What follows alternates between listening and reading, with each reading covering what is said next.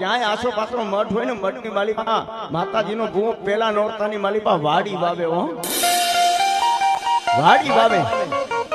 ઈ વાડી છે ને ઈ વસ્તી છે હો, પણ વાડીની માલિકા વાડી વાવે, ઝવેરા વાવે. ઝવેરાની માલિકા ખબર પડી જાય એક નોરતું, બે નોરતું, ત્રીજું નોરતું.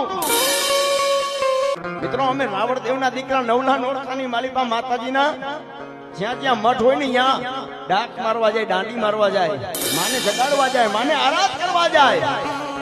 એટલે પેલું ધ્યાન રાવણ દેવના દીકરાનું છે ને ઈ વાડી માથે પડે હો. પેલું ધ્યાન રાવણ દેવના દીકરાનું પીવ લીલી વાડી માથે પડે. રાવણ દેવના દીકરાને ખબર પડી જાય કે આ વસ્તીની માલિકા કેવો ખંભ છે, કેવો પરિવારમાં તાર છે. વાડી ફરતી વાવી હોય ને ક્યાં કામ ન ઉઈકી